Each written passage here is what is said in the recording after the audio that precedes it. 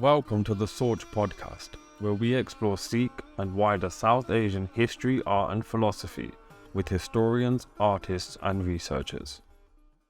So today I have the pleasure to talk to someone I have been wanting to host on the podcast for some time and has come up in a number of previous podcast conversations for the influence this guest has had on not just myself, but on other people that I've spoken to. So without further ado, today I have the pleasure to talk to Amandeep Madra, founder of the UK Punjab Heritage Association, co-author of 5 books including gems such as Warrior Saints Volume 1 and The Golden Temple of Amritsar Reflections of the Past, as well as being awarded an OBE for services to Sikh and Punjabi heritage and culture. So now the introduction is out of the way, I would obviously love to just start by saying thank you for making the time to do this. And I would also love to start with the question of your family background, your upbringing, your education. Kind of how did you go from wherever kind of your ancestry came from to where you are today?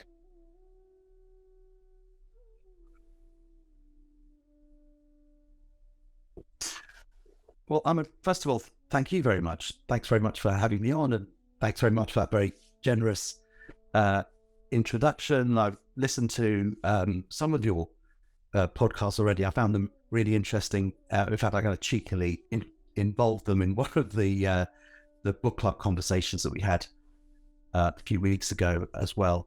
So I really like the work you're doing, and all power to you. I think this is going to be a really valuable resource for the future. What's my background? How did I get into it? Gosh, I don't really know. I didn't have a light bulb moment as a child growing up, that's for sure. I didn't grow up in a particularly. I was born in Southall, but I didn't. We didn't live there very long. Moved to Northolt, just another part of that bit of suburban northwest London. I didn't really have too many Sikh friends growing up, but I think if there was a turning point, it was at university. It was quite late, isn't it? A lot of people get the bug a lot earlier, but for me it was at university, and I read Khushwant Singh's 2-volume book on Sikh history called The History of the Sicques, which most people know, and I was just floored by it, because if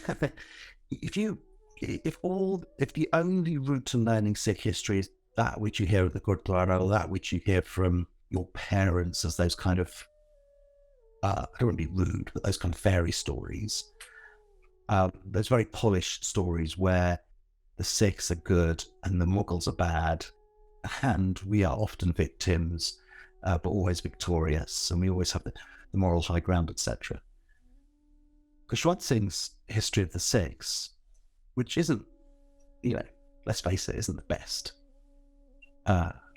rendering of Sikh history in the world, but it's a really, really good one. It's just an eye-opener. It reads like a novel, because there are characters, and they're real, and there are moral questions, and it just feels a bit mucky. Everything's a bit grey. It's not quite as crisp and clean as you led to believe, and I think that's really interesting, particularly for those of us that frankly have grown up with that kind of Western mindset where you're encouraged almost to be skeptical, or at least question authority, or question the received way of doing things.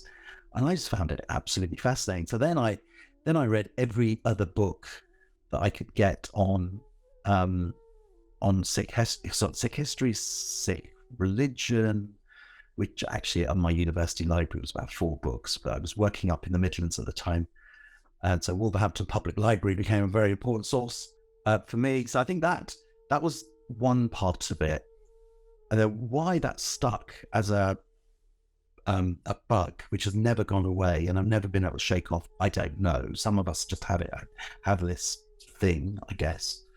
And then the other one are just like the human relationships you make along the way, because they become extraordinarily important. And for me, that was meeting Parmjit Singh, and he clearly and evidently had the bug as well. We just kind of fed off each other in our early 20s, and we traveled together, went to India together, went to Pakistan together, went round every auction house, and flea market, and Portobello Road was a Saturday morning haunt for us. Then we went into archives, and it's continued. It's continued for the better part of 30 years. Wow, that's I love these conversations because I get to learn so much, and I also get to put people like yourselves kind of in a semi-hot seat and be like, well, all right, where did all of this begin? Like, where was the kind of the first step to be taken? And one thing that I find interesting then is, I'm assuming you didn't do an arts degree at university then. Like, I'm assuming this is all kind of secondary to what your line of profession. No, I'm a child of the 70s and 80s. No, arts degrees weren't really an option. I did an engineering degree, and actually an engineering mind is not bad. It is not a bad place to start and look at not just our history, but the way that we've written our history, because an engineer it looks for facts and data and information and then builds up a model as a result of it. And I think it's not a bad place to start. I mean, I didn't have any of the kind of research disciplines that you need. And as now I work with like professional historians and researchers, you realize what a gap that is. But no, definitely did not have that kind of background. And so everything we did, particularly in the early days, was an add-on to work. So one thing that I wanted to ask you, and to be honest, this is partly inspired by the it's entirely inspired by the webinar with Susan Strong that you guys held the other week. And again, thank you for shouting out the podcast. Definitely appreciated that. But one thing that always comes up is the Susan Strong Sicques Arts Exhibition 1999. It seems to have had a huge impact on the Sikh landscape, especially within the UK. Like, so for argument's sake, I'm sure you're more than well aware, when talking to Devinder Tood, kind of 1999 was the spark for him, so to speak, that led to kind of a lot of what happened after that. I just wanted to know, how did you end up getting involved in that? How did that then pan out? Because obviously you guys have done a whole load of exhibitions since then, the Golden Temple one probably being my favorite. But anyway, just putting that aside, yeah, how did you get involved with Susan Strong and all of that? And do you think that played a part then in your further development? Yeah, definitely. You're absolutely right. That exhibition was the catalyst for so much activity that followed. And I always find it interesting just how many people's kind of origin story start with that exhibition in 1999 at the V&A. So Parmjit and I are like quarter generation older than Devinder. So Devinder was, I think he was like a 17-year-old during that exhibition, and he was showing people around, or at least showing them where to go. We were a little bit older, and we'd been kind of researching and gathering information. We were just hoovering up anything that we could find around London, as I said, in auction houses, markets and things. So these were objects, kind of interested in arms and armour, also paintings, or just anything, really. And then you quickly realise, when you do that, you rapidly realise that actually what you're looking at are the kind of scraps off the table, because the real gems lie inside archives. Because much of our material heritage, coincidentally, lies in London, right? It was brought over by the East India Company. It was brought over by company men of the East India Company, or the Empire, and then came back into their possession, and then eventually worked its way into a national collection. So by the time that the Victoria and Albert Museum and Sue were starting to kind of start to really build up the research base, then ultimately making their selections, by the time that was kind of going on, I'm going to say 97, 98, something like that, probably 97.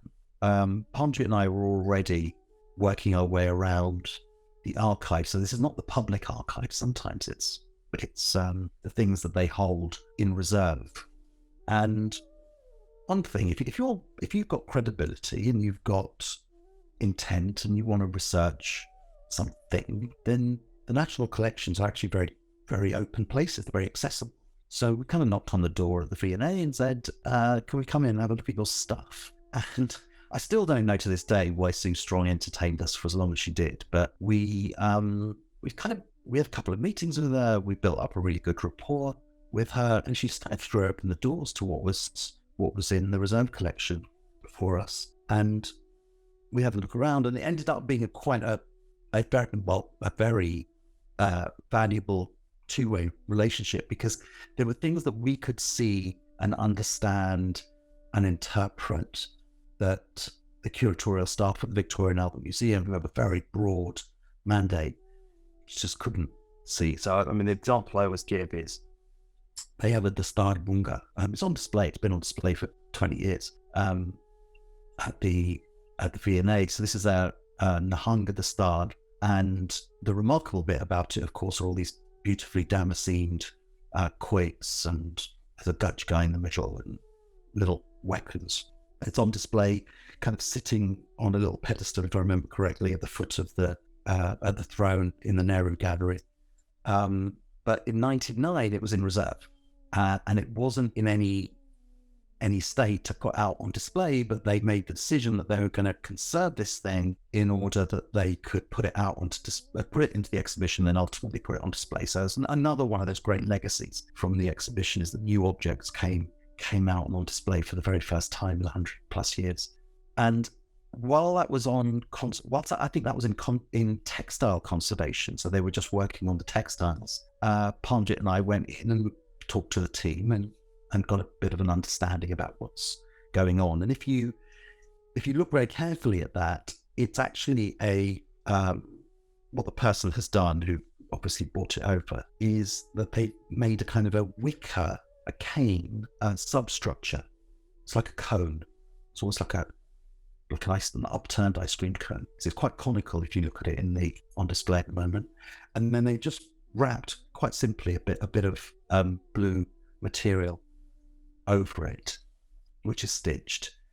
And then they place the quoits on top of that.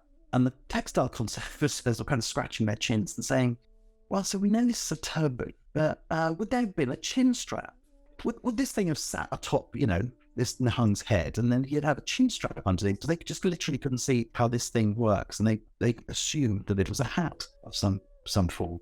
So, which of course, we instantly, and I'm sure as you were listening to that, you're thinking, goodness, that's such... Yeah. I'm giggling, thinking, like, really? But then equally, I guess, like you're aware, there's that image in the Durham collections of Maharaja Ranjit Singh, and they've labelled it as Guru Tegh Bahadur Ji. So I think it just points to what you're saying, which is these guys have normally such a large collection or such a large mandate, and there's so much that they're having to contend with, that some of these kind of nuances, unless you're part of that lived experience or have an idea, like most people wouldn't, unless you knew how to tie the mullah, most people from the outside world would be like, how do you put that on your head? So no, I can appreciate that for sure. Yeah, exactly. And it's the partnership that unlocks all of that. And it's the general, you have to have a generosity of spirit, right? From the museum to invite a couple of 20-year-olds or whatever we were in to advise them on that. And actually, just to close that one off, what Palm and I did, we told them obviously it wasn't like a motorcycle helmet. We happened to be going to Punjab like a couple of weeks later, and there's a little encampment of Nihangs just outside Chandigarh, and we filmed one of them tying his dastard in that manner, which is actually quite an old way of doing it. And nowadays, of course, they tie bigger than on but we had him tie it in that manner, and we videoed it, and we played that back to the museum. And now suddenly there's that institutional understanding in the museum of how these things actually work. And so that was kind of just sort of like a little insight into that exhibition, but how it worked for both of us. Because for us, that went on to do, I suppose, a couple of things. One was Susan Strong really encouraging us to take our research, which to that point was, just kind of scrappy folders full of stuff that we had come across, and publish it. And of course, when you get someone like that encouraging you to publish, you've got like a reference point, and suddenly it becomes more interesting for publishers, and that led to Warrior Saints. And then the other thing that happened coming out of that was the V&A had such a positive experience from that exhibition with, even now, the audience at the V&A, the kind of audience it gets, kind of upper middle class, white audience, frankly, the kind of artistic or design sensibilities. And what they were having in 99 were coach loads of Sicques, really, really engaged community that was coming to museums, sometimes for the very first time. So they wanted to sustain that. So they gave us they gave us the opportunity really to try to sustain that audience. So what we did is, I think over 2 years, we did a series of evening talks, and it was called, what was it called? Anyway, the intent of it was every Monday night, I'm just making this up, like every Monday night, we would have another curator from the Victorian Art Museum talking about an object or talking about something that they did. It's very much like the seminars I do on Zoom at the moment, except it was in real life. And it was brilliant. Frankly, I mean, we cut our teeth on how to organize things from that. So we did that for a couple of years with them. And then we did a big seminar called Preserving Sikh Heritage in 2001 in the Victorian Art Museum's lecture theatre. We flew over. Gurmeet Rai. First time I met Gurmeet. Who else was there? Susan talked. Dr. Deborah Swallows talked. But it was all about preserving Sikh heritage, manuscripts, material heritage, built heritage, touched on cultural heritage, and just brought together like a couple of hundred people that were interested in this topic. And of course, back in the early 2000s, the particularly in India, the preservation was comical. It was all about tearing it down and building it back up again, or famously whitewashing or putting bathroom tiles over things. So, for example, parading the bathroom tiles at the Babbar Bell. I mean, that really embarrassed those. It's not. Yeah, I think it made a big difference in changing the attitude in India even about preservation of built heritage as well. And frankly, that's just one example of how the arts of Sikh kingdoms has just had this catalyzing effect in communication. No, thank you for that. Because for me, I think Susan Strong's Arts of the Sikh Kingdom book was probably one of the first books that I kind of got hold of that just, again, blew open the door to kind of this, the word real history doesn't quite make sense, and I think it kind of takes away from the oral tradition that we're sometimes fed, but just for lack of better word, I just think that there's like a real tangible history that you can touch almost with that book, and that really did help push my interest further. But although this isn't the main topic of the conversation today, just one thing that I wanted to pick your brain on, especially considering the fact that you guys were able to engage with the institutions such as the V&A, and they were so positive in response, and actually you guys, for argument's sake, with the example of the Manla, were able to change kind of the institutional understanding of that. Now, it comes up time and again, and it's very topical at the moment, but this entire debate about museums holding these artifacts and them being repatriated and being returned or whatever, and I think you've also highlighted on the fact that India is not that great at preserving their heritage. I think William Dalrymple shared a mandir somewhere that was being demolished, and it had these frescoes, beautiful frescoes in there. But for someone in your position, and again, I'm more than aware that there's a nuance in that not everything's stolen, not everything was given for free, not everything is a present, like all the rest of it. But like, what do you think about this entire debate, and like, where do you see it? Where would you like to see it develop? Like, how would you like to see this positively move forward? That's a really good way of framing that question, because it isn't a very positive.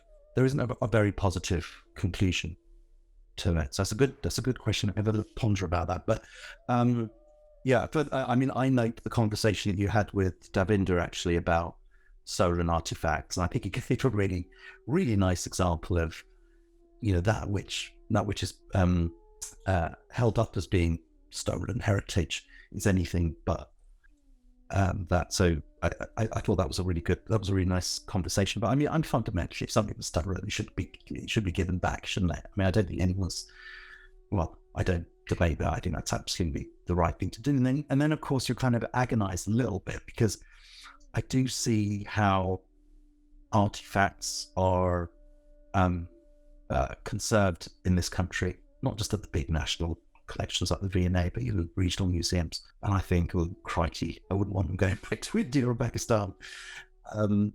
I think that's not a reason not to return them, but it's it's a practicality, isn't it, Albert? Just environmentally, let alone like the desire of Indians to want to preserve, but just environmentally, they're just in a bad state. So it's a debate for those very reasons, right? That there's a moral case, and you can often make that moral case. And I fall on the side that if something was stolen, was truly stolen, then it should go back. Why shouldn't it?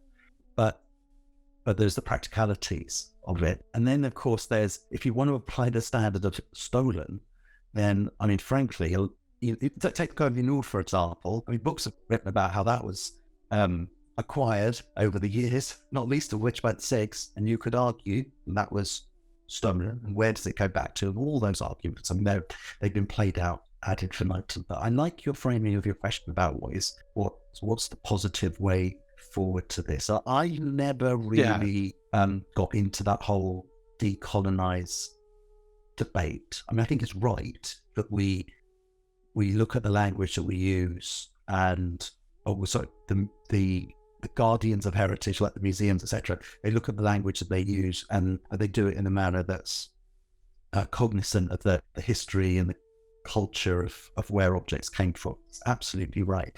If you take Sikh heritage in the UK, material heritage, I think it's fair to say, that the bulk of it lies in national collections in the UK, right? Or at least a large majority lies in the UK national collections, but it's very scattered. It's at the British Library, it's at the V&A, it's at the British Museum, it's at regional museums. It's kind of scattered everywhere. It doesn't have sufficient mass, if you like, critical mass, to warrant being on display in any one place. So you get these little bits here and there. No problem. It's also fair to say that the museums are not as tooled up to be able to tell Sikh stories as groups like us, for example. It's not just us, by the way, but there are some very mature, very sort of highly credible Sikh heritage groups now. What we lack is the space and resources that they get from national government. And I would quite like us to colonize them. I would quite like to get a corner of the British Museum or the Victorian Albert Museum, clear out 4,000 square feet, 5,000, 10,000 square feet, where they got, 16th century Spanish floor tiles or whatever it is that they display that no, but those galleries where people just kind of stroll through and they don't really pay attention. I would like to get one of those galleries, and I would like to actually put on a permanent exhibition. I put that permanent display there and tell the Sikh story through our objects. So I think actually the decolonizing debate would be great if that ended with a recolonizing debate where actually the museums become for some aspects of their heritage actually become the guardians of the space as opposed to the guardians of what people get to see. I like that. I really do like that response, because for me, even the framing of the answer, like recolonizing the museum space, I think that's just a brilliant way of kind of conceptualizing it. And I think, in all fairness, you've touched upon the kind of the nuance of this debate, which is there is a moral debate, which I don't think anyone has a question on. If it's stolen, it's stolen and needs to be returned. But I think there's a lot of practical issues in that. So again, like you alluded to the Devinder Tu conversation, just to reference that, he was like, well, let's say it was made by someone in Lahore and then was gifted to someone in Amritsar, and then that was like, where do you stop? So even with the Koh-i Noor, at what point do you stop and say this is the true owner? And I think you're right, which is where we can, I guess that's fine and whatever, but if there's serious questions over its kind of preservation, then actually kind of recolonizing a space to provide our own history, our own kind of narrative, I think that's a really positive answer to a positively framed question. Because I think a lot of the time this debate just turns into the empire is terrible, we were victims at all times, and yeah, and I just don't feel like we ever get anywhere with it. But I think that is at least gives something to go, you know what, we can work with that, or we can see kind of a positive outcome to it. And there's a more immediate step as well. I mean, I always get frustrated at the museum's response saying, "Oh, we haven't got the space, because to display, right? Because 99% of objects that most museums own are in reserve, they're in archive, and honestly, this whole repatriation thing just goes away if they were to just display. But they can't. They don't have the space. But actually, they also don't do digital projects very well, in my opinion. They don't research the objects really well. You and I have every now and again we see things on the internet which are misdescribed and miscatalogued, and I think just being able to correct that and make it available very publicly just takes away a lot of the heat from the repatriation debate. There's nothing worse than saying, the Nationals have this heritage, but also they're keeping it secret, or they're not doing anything with it. So I think actually there's a lot that they can do to try to take some of that heat away, but it takes investment. Yeah, definitely. One question that got sent in by a member of the community, so to speak, was they wanted to ask, during kind of all of your research, has there been anything in particular that you've come across that's changed an assumption or changed a narrative that you've had previously? So there's that's a really good question. I like to think I don't have too many assumptions going into things. Palm always calls me a bit of a cynic or skeptical. I think the example that I often like to use is Guru Gobind Singh Ji's wife adopted a child while she's in Delhi, and for me, when I first read that, I was quite surprised, because and then the second thought I had was, if that story was more commonplace in a Punjabi Sikh household, I wonder if adoption would be as taboo as it is today. That was literally the connections I made, and I wonder, because I've obviously, like, with family, friends, or whatever, they've spoken about adoption, and what I've noticed is a lot of the time the Punjabi Sikh community kind of are like, no, like, they don't necessarily see it so positively. And I just thought that story would change, like, automatically people's views would just change, because they'd be like, well, hold on, like, if Mataji did it, then, like, what's the big deal? Yeah, that's really interesting. I probably didn't make that connection. I just find these things fascinating. I'm always fascinated by how little I actually know. That's one thing that I really love about the Monday night conversation that we have at the book club, is that you have somebody on and they just open your mind to something new and different. And I don't find that kind of, I found that, like, intellectually challenging, but I don't find it challenging kind of too many preconceptions. I think the work we did on the First World War,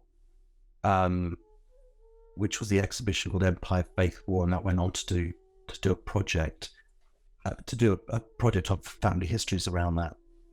I think that really made me think very differently about our relationship to the British state, to how we kind of valorize war and valorize ourselves in that, but also just the practicalities of it. Just the practicalities of, why did these young men volunteer? And they all volunteered to go to war, because you do have, and particularly as a community, we do frame our war experience particularly in a singular sort of way, and of course the experience is much broader than that, which is one of the reasons why I'm not that keen on Sikh war memorials, because they tend to have just a singular image. It's usually not a young man, usually a combatant, in fact almost always a combatant, in a uniform, rifle on the shoulder, and this sort of marching purposely forward. Or there's a funny one in Italy, isn't there, where he looks like a bodybuilder and he's kind of ripping his shirt off. So they're very masculine and they're very, very singular, whereas actually the Sikh experience of war was much broader than that.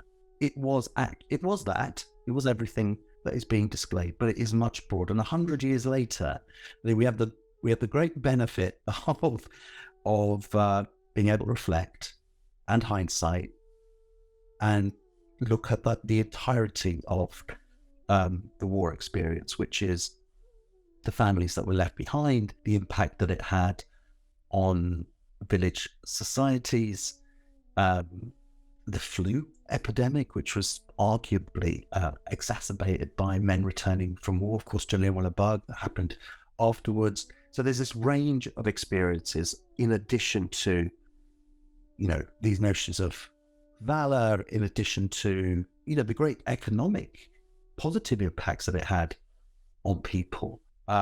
So there is all of that, but then there are some others as well. And war memorials are pretty rubbish, in my opinion, particularly, to be really frank, Sikh-sponsored ones, at artistically trying to reflect that. And it frustrates me quite a lot that, a lot of community energy goes into things like memorials, and it doesn't go into memory. It doesn't actually go into the learning about what is it that took place, how did it impact us, how does it continue to impact upon us?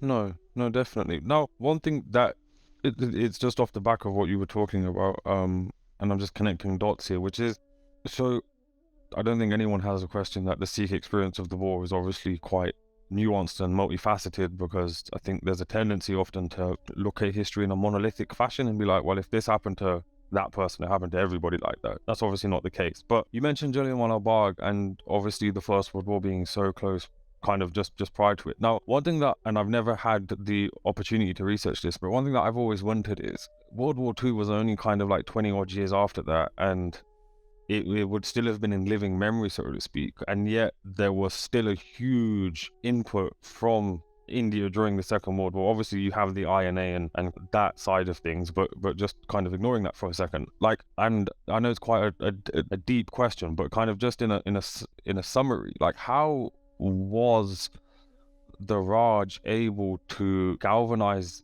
a population that, from all intensive purposes, would have been absolutely devastated after Jallianwala Bagh? Yeah, good question. So whenever you do anything on history, like, lesson number one is don't look at it through modern eyes. You've got to look at it through the eyes of people that were there at the time.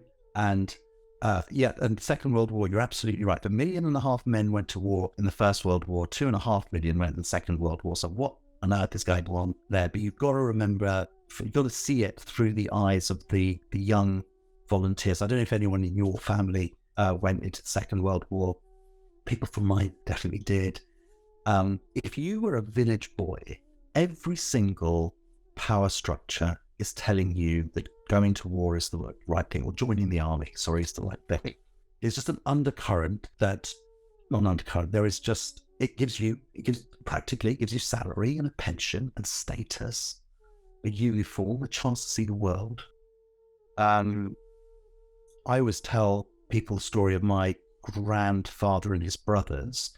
So this is the First World War. That's how old I am. This is the First World War. My grandfather, my dad's side, 4 brothers, right? Brother one gets married. We're not from a very wealthy part of the Punjab, right? So brother one gets married. The other 3 brothers, they know they are never going to get married, for all the reasons we know about land and stuff, that it would mean splitting the land, sort of meager plots of land that we had 4 ways. Never going to happen. So brother one is married. Brother two sees the writing on the wall. Strapping young man, he goes, I'll join the army, right? So he joins the army, ultimately goes, serves in the First World War. Third brother, that's not much cop, doesn't fancy joining the army, evidently, and becomes a bit of a sort of village dropout, I think he becomes a camel trader, ultimately, just has kind of a bachelor life, if you like. And then brother 4, by the time he kind of comes of age, brother 1 has died, and brother 4 marries the wife of brother 1. Again, not uncommon, keeping it all kind of in the family. But it's just a very common experience. And when you start researching the First and Second World War, they actually, in the recruitment registers, they make note of where someone has volunteered, and they are the only son other family. I mean, no, because that's quite a remarkable kind of fact. So socially, economically, it's kind of valuable to join the army. The army doesn't take anyone. It sets quite a high bar. It recruits very heavily from the Punjab. And so it's a position, immense status. Men that come back are often, they've got a pension, they get status.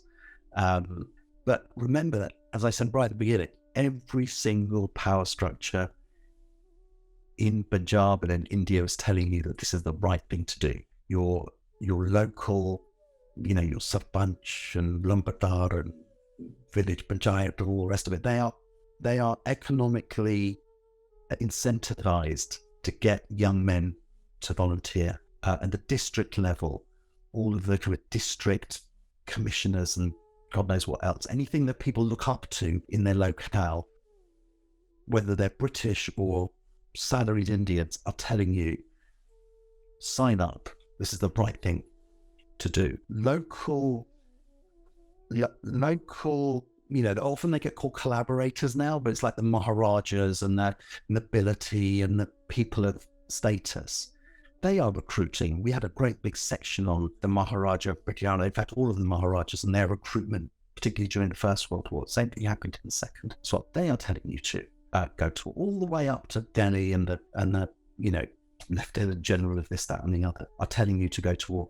Even the only political voice, or the mainstream political voice, should I say, for an Indian to look to, people like the Indian National Congress, even they are telling you to go to war. In the First World War, Mahatma Gandhi was an ambulance driver and was encouraging people to volunteer, if not as a combatant, then certainly as something like an ambulance man. In the Second World War, they were recruited. So you have to be a really remarkable, politically sophisticated, incredibly politically sophisticated person with phenomenal political foresight. So you don't know any of these power structures are going to crumble in 10 or 30 years. You don't know that. You just think that's the norm. That's the norm that's around you as you grow up. And you have to be very politically sophisticated. You have to have political prescience, the likes of which almost nobody else has, to say this is the wrong thing to do. So of course, you do it. And remember that both in the First and the Second World War, so let's take the First World War, because we're talking about, why did they get recruited the Second? People don't remember, people don't know this, because often the First World War is talked about in terms of loss of life, but for every 100 Indians that went to war, 92 of them came back, right? So the death rate was not that high. It was high, but it's not that high. So for most people, they would have seen these First World War veterans come back. They were salaried, they'd seen the world. God knows what they did while they were out there. I'm sure they had a lot of fun. But they were pensioned.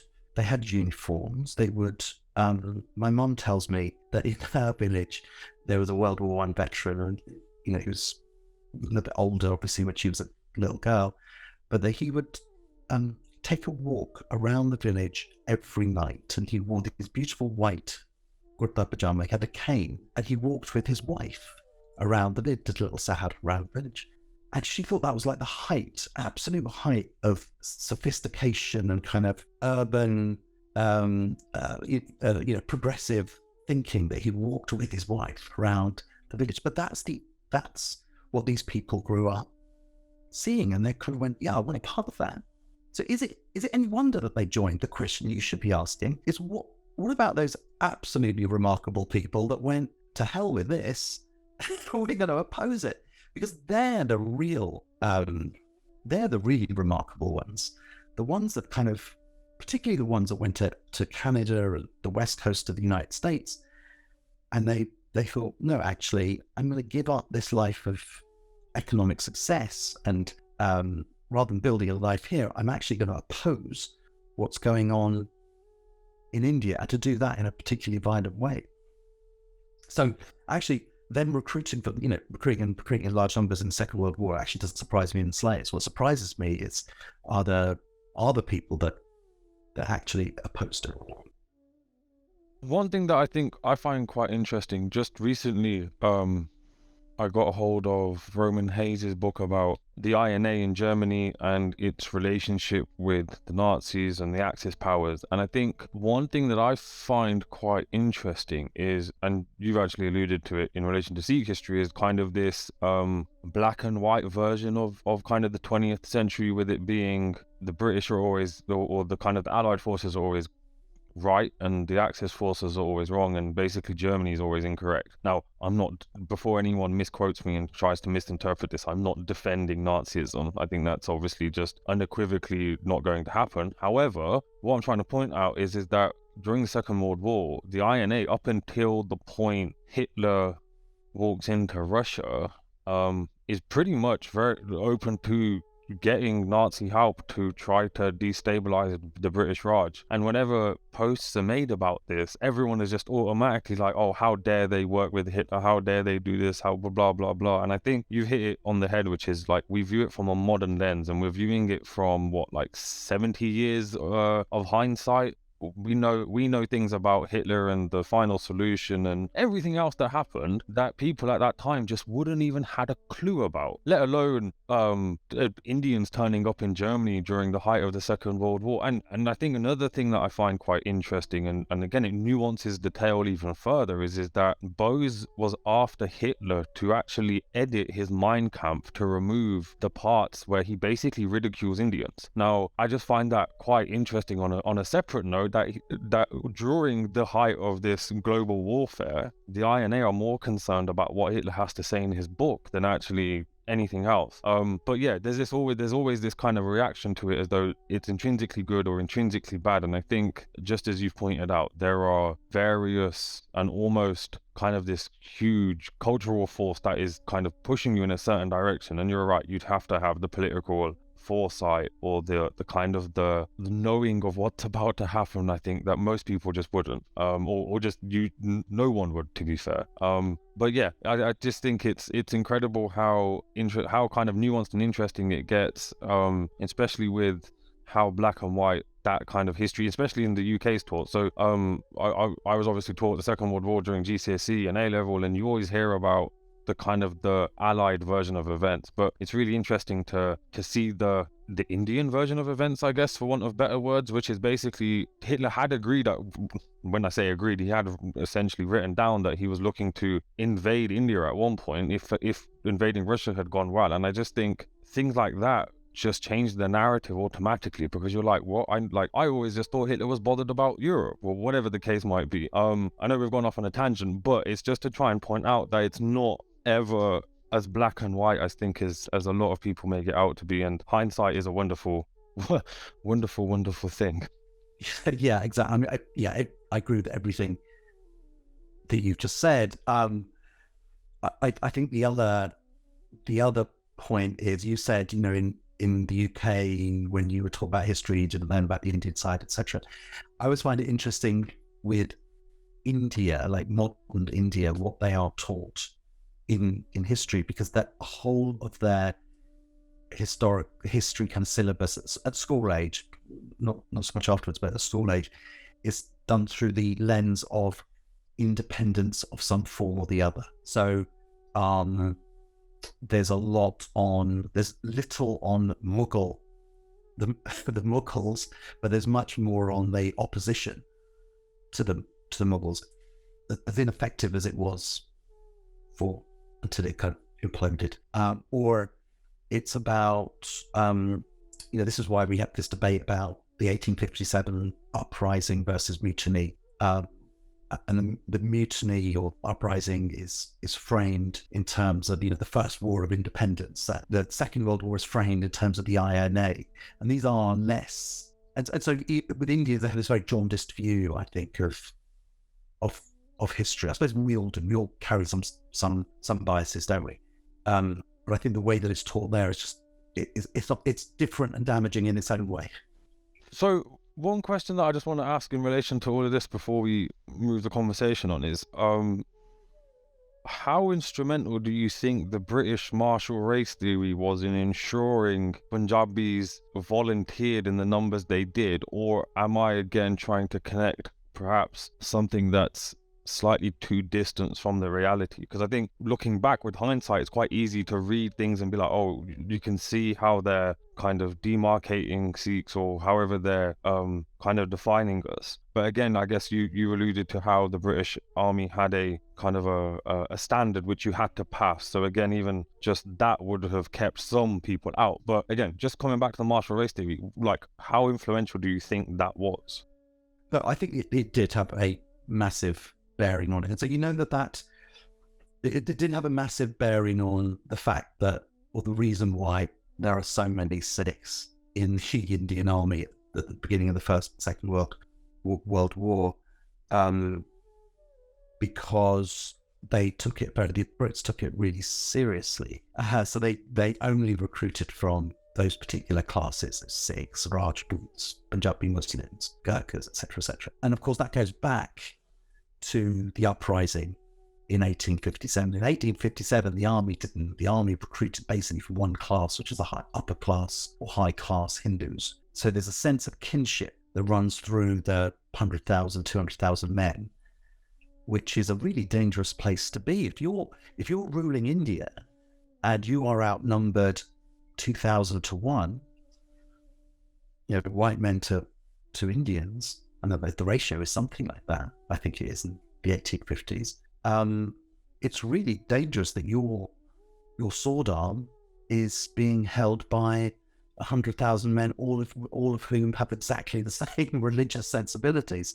It is much more valuable.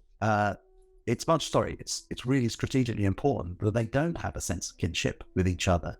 So the martial races theory both does this slightly nonsense thing where it says some people are manly and masculine and well suited for recruitment, like Sikhs, like Punjabi Muslims. But what it's also doing is it's fracturing Indian society in a way that's making sure that, and this is very clever, of course, this takes deep understanding of how the different religions and different types of people interact, so that they could never gang up. There is no universe within which a Sikh and a Balochi Muslim will kind of partner up on a religious debate. It just isn't going to happen. So the thing that led to 1857, which was this rumor may have been true that the cartridges were greased with pork or beef fat, whatever it was. That's just not going to ripple through. That type of thing is just not going to ripple through an army which is fractured by down religious lines. What's also interesting, and we may go back to war stuff at some point, is their very deep understanding of caste and the use of it in the army as a motivational tool, if you like, but also a tool of morale, but also as a tool of also something to be very, very wary about, because you couldn't have, for example, a quote unquote low caste person in a commanding role over quote unquote higher caste people, and they're super conscious of that, and they know precisely how to engineer things to avoid those sorts of things happening. No, thank you. So a lot of people, and currently I've had a conversation and a debate with a few people about this, but it often comes up that there's this narrative that the martial race theory was quite instrumental in almost reconstructing the Sikh martial identity in a way that had taken its source of sovereignty coming from the Guru to being from a nation state figurehead. So in this case, it's the Queen or the King or whatever. I think it's a very complex topic in a debate, and there's obviously lots of nuance to this, but the kind of an argument that's put forward is that this martial race theory has almost been internalized to a point now where Sikhs are almost unable to distinguish between their own sovereignty and martialness granted via the Guru and a sovereignty provided by a temporal authority, in this case the nation state, the head of the nation state. Now, for someone who has researched and worked in the area that you have, and obviously what World War One is kind of the main topic that we want to stick to today, is like, what are your thoughts on that, and how do you, like, what are your perceptions of that, really? I don't think there's too much debate that in the large part, Sikhs have kind of internalized their role in, national armies as being a manifestation of the kind of martial tradition that we have, which starts from the time of the Gurus. I don't think I think that's evident, right? We see it in the kind of, again, this valorizing of men in uniform, and clearly the British have a lot to do with that. There's a really there's a really interesting quote from, I think it's McMahon, who writes a book called Armies of India, and he says, without the Indian Army, Sikh traditions would not have survived. Words to that effect. And these are Khalsa traditions would not have survived, because, of course, to be in the Indian Army, you couldn't just be like a regular Sikh. You had to be a Sikh who was baptized or initiated. The identity, the participation in nations' army, particularly the Indian Army, and that's been kind of merged, if you like, with this sort of notions of martial spirit. Not entirely, but in the main, I think that's true. Is that right or wrong? That's what I think where the debate tends to go. I tend to not get too involved in the whole judgment call that goes with it. But I don't think it's eclipsed it, right? I still think at the same time, even at a very sort of facile, sort of simplistic level, things like Hula Mahalla, which is, a bit of it's a little bit of a kind of tamasha, isn't it, sometimes? But even that, that is still a demonstration of Sikh martial traditions. I think the sad thing isn't that it's been co-opted by armies. I don't think that really is and I don't think that's a major issue, actually. I think the sad thing is just that the opportunity is we should learn more about what that martial tradition is. And I think and you've been previewing a few little things from the Darsing, for example, which I found quite interesting, because I think that's the route that goes over. You realize just how we realize just how disconnected we've become from it. Your conversation with Kamaru I found really fascinating as well, because the Dasam Granth is almost in parts anyway, is so much about articulating the martial traditions of the Sikhs, of the Guru Sora, and yet we're so disconnected to it, so much so that we've almost discarded that. I think that's the issue, less so about whether men in uniform are being seen as or being touted as the Sikh military traditions. I don't really see that. And interesting from a historical perspective, what we did in our republishing of Warrior Saints. So when we redid that in 2 volumes, second volume TBA, is that the first volume, which takes you from the times of the Gurus right the way up to the end of Sikh sovereignty in the Punjab, so right up to the Second Anglo-Sikh War in 1849, that book is jacketed with this wonderful portrait of a Nihang who kind of typifies the native, if you like, Sikh military tradition. And then the second volume, when it comes out, will have a portrait, that lovely portrait that we used on the 1999 edition of the retired Army Subadar Nihal Singh, is wearing this kind of, army get-up and this tartan turban. And that takes you from the period 1849 onward, which is dominated by the Sikhs' role in the Indian Army and various other military endeavors. Although running right the way through that is this constant thread of people like the Nihangs, who keep alive that tradition right the way back through the time of the Gurus. Just on a quick side note, the 1999 version of the Warrior Saints book that you guys published, I remember I was really young at this time, probably like 10 or 12. My mum had bought a copy of it, and we had gone to our Gatka class that day, and I don't know why, but mum had left it at the back of the room, and by the end of the class it had disappeared. So we never got that copy back. But the other month, I think maybe a few months ago, I saw a copy of it come up for auction on an online website, and it was going for like 50 quid. So I thought, fine, perfect, put my bid in. The auction went live. It eventually sold for 300 quid, and I was just sat there going, oh God, like, that's insane. But equally, it goes to demonstrate how valuable that book is, and the stuff that you put out. But just a couple of things then on this conversation. I think you're correct in highlighting that we are very distanced from the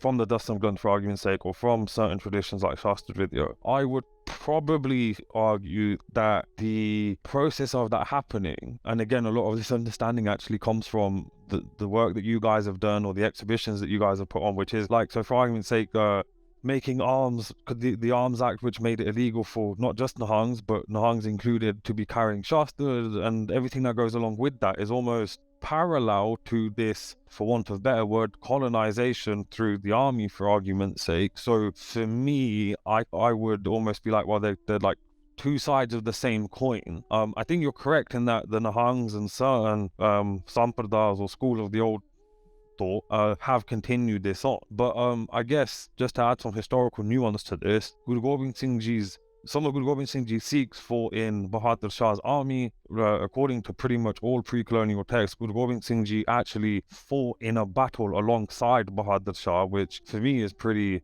insane. On top of that, Jassa Singh Ramgarhia was employed by the imperial forces whilst he was alive, and again he got loads of his colleagues and Sangat essentially jobs in the army because he knew it paid well. And actually I think he was able to pretty much use the system he was part of to get a siege removed. I can't remember exactly the details, but again, being part of the system isn't necessarily always a bad thing. However, the kind of the modern debate that gets thrown up is the location of which your sovereignty comes from. And I guess that in itself is a debate which we could be here all day with. There's a notion of some sovereign versus separate. Yeah, it's all right. Yeah, sovereign just means you're in control of yourself, right? Yeah. But then I guess how far do you take that? Because for argument's sake, even if you say, okay, well, being part of the army, you're not sovereign because you're fighting someone else's war. And again, we don't need to necessarily highlight some of the atrocities these armies have been part of. But then, like, even, all right, let's say you don't take part in the army, but then you're still not sovereign. Like, you're still part of that system. You can't, like, how far can you take yourself out of that? So I think equally the debate is needed, but then the practicality of that is something that I'm like, well, how are you able to ever influence and change anything if you're not kind of going to either work from within, so to speak? Yeah, possibly. I was struck. I think two things just struck me when you were talking. One is that you said the atrocities that those modern armies have committed. Have you studied any of Pant Prakash? Yeah. Yeah, and it's gruesome. It's gruesome, but that is real, right? These are what these men had to do in battle. It's I'm not by no means a scholar of it, but there's a very, I get again the very polished, sanitized version of Sikh history where men can Kesari Kamar Kase kind of stride forward and strike down the Mughals, and it's all over very quickly and almost bloodlessly. But the reality is that 18th, 17th, 19th century battle is pretty gruesome stuff. And the other thing that struck me was Javala Singh's brilliant Suraj Prakash exposition on this podcast, which I think is just called Sundaj, isn't it? The Sundaj podcast. That thing is extraordinary for all kinds of reasons, one of which is this kind of the intertwining between the Sikh gurus and the Mughal state. And I mean, there are times in it where I literally don't understand why. That is the one that really kind of undermines my understanding of how the politics played out between the Sikh court and the court of the Mughal emperor. But I just think it's extraordinary. I think it's much more complicated than the debate is often framed, right? Which is, good and bad. Sovereign often in that debate often means, as I said, separate. And I don't think sovereign means separate at all. No, I think I wouldn't disagree. And again, this is also why I enjoy asking these type of questions to the people like yourself that we get on this podcast, because we all know it's not black and white, but to kind of explore the nuance and kind of see what people in your position with kind of your research and everything else that goes with it really does help, I think, inform the conversation or the arguments that then will continue, basically, because I think a lot of the time people are putting forward and chiming in and it's coming from like the best of places, but it's not necessarily as well informed as I think it can be. So again, I can only appreciate you answering that as well. So no, thank you. Just something then that someone had asked, and again we've kind of just gone off on a bit of a tangent, but just coming back to this then is when you first started out with your research, and again you said it was kind of university that after reading Khushwant Singh's 2-volume Sikh history of the Sikhs, like you kind of got the bug. Did you ever expect to take it to where you guys have publishing these books, putting on these exhibitions, inspiring people like myself and everything that goes with it? Did you ever, when you're at university, be like, I want to take it to this level or whatever? Like, did you ever expect to get here? There's a really short answer to that, isn't there? Which is no. No, absolutely not. I think, when you write and publish your first book, as you've probably found, you think you've hit the peak, and that's it, you're done, kind of thing, and then you just keep going on the journey. And here, I think the biggest driver, the biggest kind of inspiration for that, the motivator for all of that is my relationship with Parmjit Singh, because he, I think he is just extraordinary. He's a researcher the likes of which I've never come across. It connects evidence and clippings and pictures in a way that constantly blows my mind. But he has something else as well. I think this is where he's probably a generation ahead of himself, or maybe 2 generations ahead of himself. He pushes the boundaries of what we do and how we do it as well. So transitioning from writing a book to then doing that Golden Temple exhibition, that's him. That's Palm completely. In fact, I think if you turn the clock back to the conversation where he told me that, I would have been saying, no, that sounds like a stupid idea. But Palm has this kind of vision, he can see things that often we can't, and then constantly kicking the quality standard upward, never accepting what we do as being of good enough quality, always just pushing it a bit further, even if that means kicking out a deadline, even if that means delaying something for a bit longer, but always pushing out. And I think the mark of that is not just our work, actually, which I'm really proud of, and I think has had a great impact. And when I say our, I mean the team that does this, because often people at Palm only get a lot of credit for the work of a lot of other people. But it's also had, I think, has had a galvanizing effect inside the Sikh world as well. I mean, I just think the fact that there are so many new books coming out now that they just were not in existence back in the 90s, is to do with Kashi House and what Palm's built there. The fact that the Sikh, if you wind back the clock to the 90s,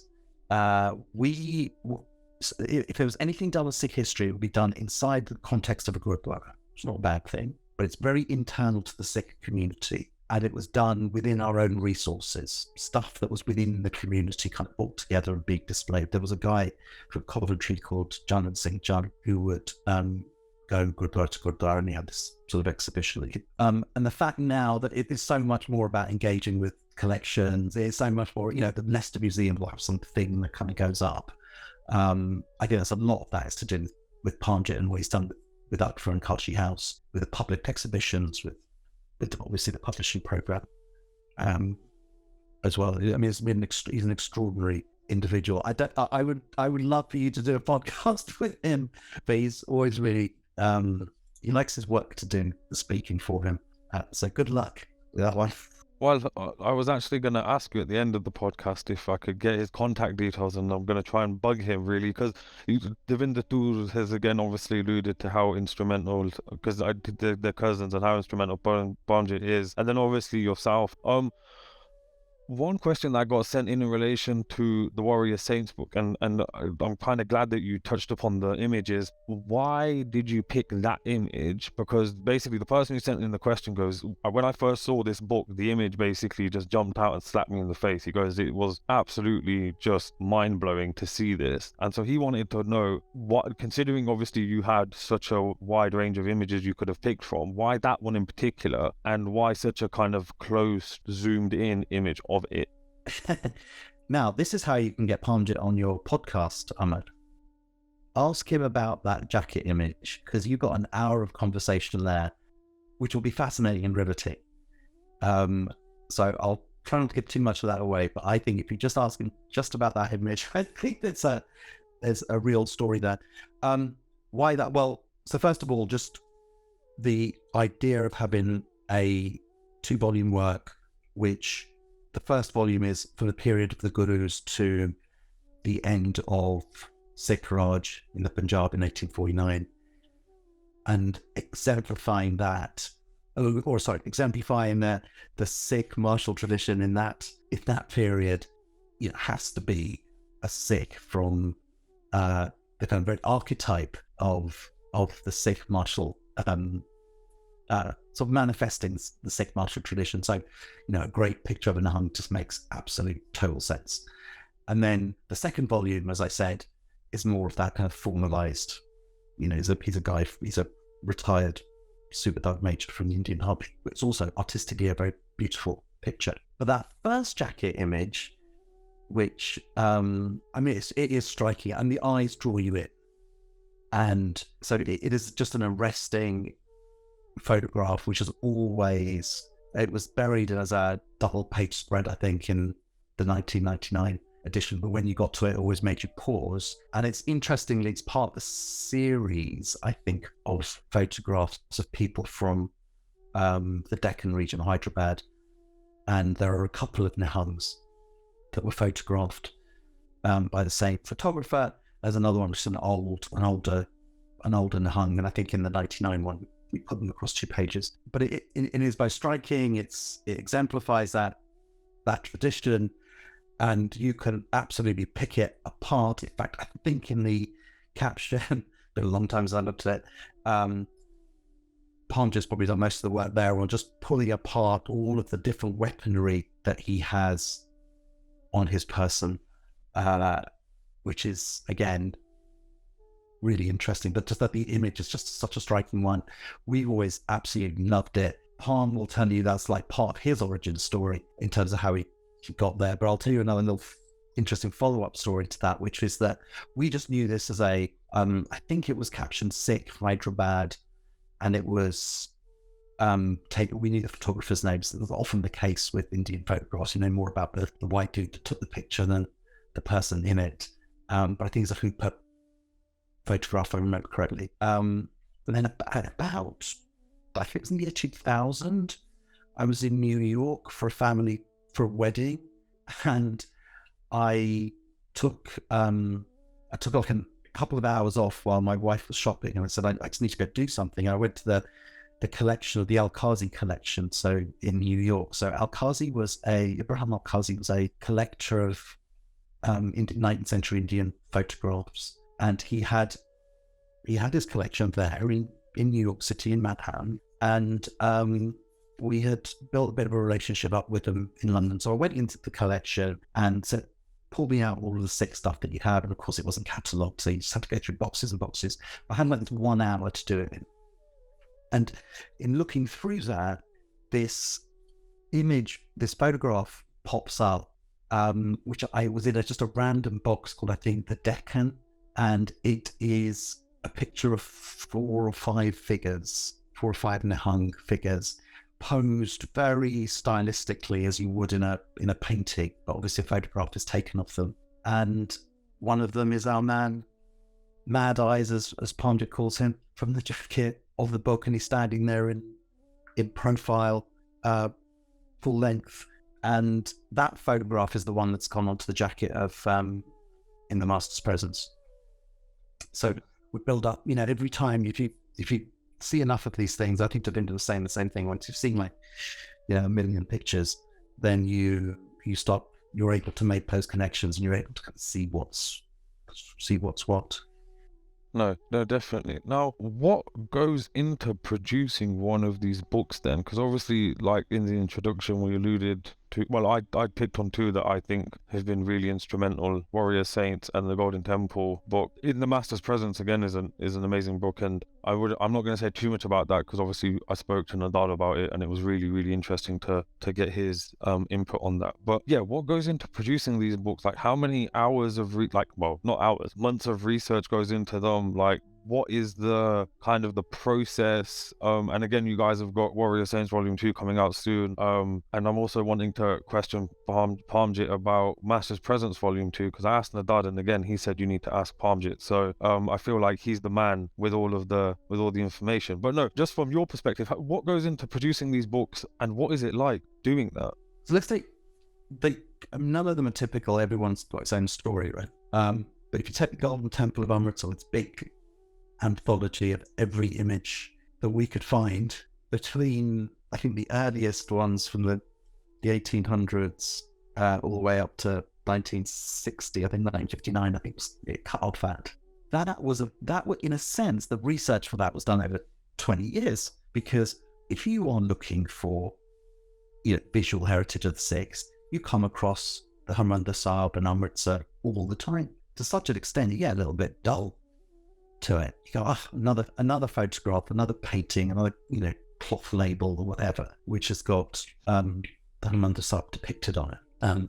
And the discipline of logging them away and archiving them, just making sure you can kind of understand key bits of information, that was kind of done over 20 years. By the time we came to that idea of the exhibition, it just seemed really obvious. I think Parmjit had a big part to play on that, to say, well, why don't we write the authoritative, I'm not trying to sound arrogant here, but the canonical book showing every image that we can of the Harmandir Sahib, every and Amritsar and its surroundings, try to tell the story of that place in the way that we would, and also accompany it with all of the observations that people have made as travellers, as pilgrims, as colonial administrators, whatever, through the history of it being in existence.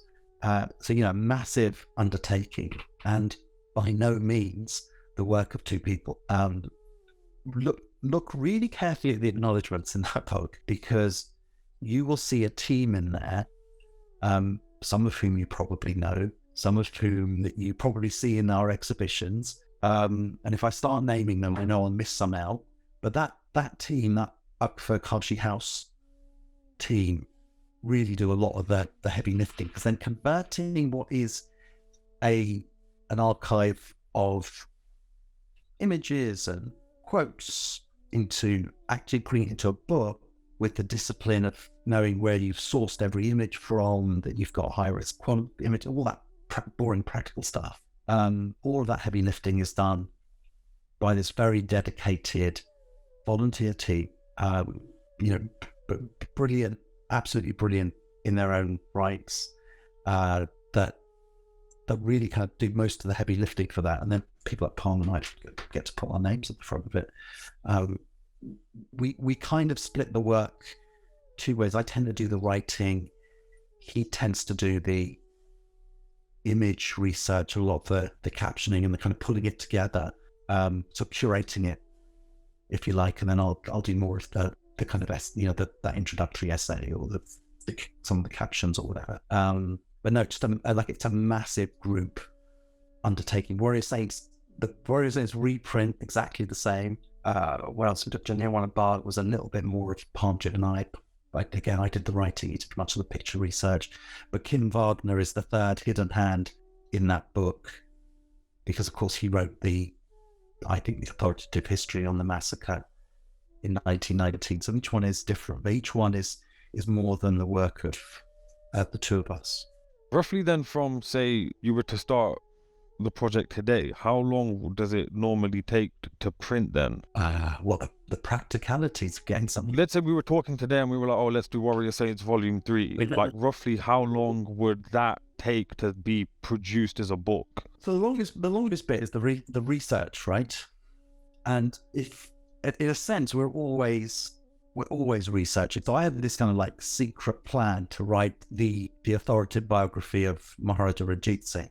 And in a sense, I'm researching it now. I kind of don't know I'm doing it, but you'll pick up little bits of information. I was looking through Undata Dowry earlier this month and saw a few things and quickly, scanned them and logged them away because I think they'd be interesting on its own. In many respects, the research is the long bit, but if you've been at the game for a long time, it's kind of there in the background, building up. And then actually the compiling of it is, it's a like the Generally One book came together quite quickly, having done the work on it. But Kim did a lot of heavy lifting on helping us structure that the other books could take a year or so. And getting them into print is actually could take even longer, because frankly, it's just about, whether you've got the means to be able to, particularly for Kashi House, you've got the means to be able to publish them. If the Kashi House books were flying off the shelf so quickly that the cash was being recovered, you could then plow it into the next project. You'd see a whole lot more coming out of publishing houses, not just us, but other publishing houses as well. Unfortunately, the Sikh community isn't very good at buying books, frankly. And so it's a tough. So we had this funny experience after we did Warrior Saints, which we thought was a real success. This back in '99. We went back to our publisher, IB Tourist, and we said, hey, how about another one? We'll do something, how about the next book? And we must have had a list of things that we wanted to do. And they kind of went, we dipped our toe into the Sikh market. It's not really there. There isn't really a good Sikh book buying market. We think the Sikh market for new Western produced books is worth about £10,000 a year. And that's just not sustainable. That's not good. This is back in 99, around 2000. And if you go back then, there were only 2, 3, 4 mainstream Sikh books being published a year. Obviously, 99, there was this big splurge of stuff. But generally speaking, there wasn't that much going on. And Sikhs are just not particularly avid buyers. In fact, Warrior Saints, a lot of them got bought by military historians, right? Western military historians. And it was really, I felt really dejected. It's like, of course you can't run a business. I'm doing £1,000 sales a year.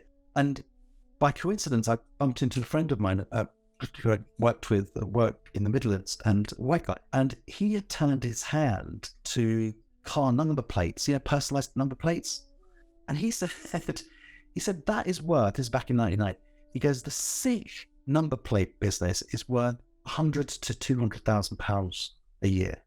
It's worth 10 times that. Because everyone trading number plates knows all of the Sikh surnames, the Gills, the Gadawals, the Sandhus, Sindhus. They know them all because they know once they've got one, it's like gold dust, right? If they can kind of, finagle the numbers and letters to try to look like a Sikh surname, they know they're a business. And I thought I thought it told you everything you need to know about the world where we operate. Yeah. Do you think that it's a similar situation still today, or do you think there's a change in the attitudes? Because I think, for argument's sake, there's do you think the generations that have come kind of after you guys have perhaps taken more of an interest? Because I think we're perhaps more detached from that experience. Yeah, it's something. I mean, the generations change as well, don't they? And people are more professional, and they got a bit more money in their pocket, and they kind of want to do it. But it's not an easy sell. We should have as a community in this country, we should have a very active cultural industry of all kinds of cultural output, whether that's exhibitions or books, film, novels, whatever. We should be leaning on the door of the Netflixes of this world, which is much more popular culture, of course. You do that from a basis of having great books. And this is Parmjit's argument. This is why he's created this thing called Kashi House. All great cultural output, particularly popular culture, comes from great research and great books. It all does. But that we can't seem to get like a real output, that we don't have. We have 400,000 in this country. If 1 out of every 100 of those, that's all it takes, 1 out of every 100 buys a book when it comes out, whether it's in Kashi House or one of the mainstream publishers, you would have a thriving industry. But we are not anywhere near that. People like you, and probably the people that listen to this podcast, are frankly weirdos. Yeah. We are the 0.1%.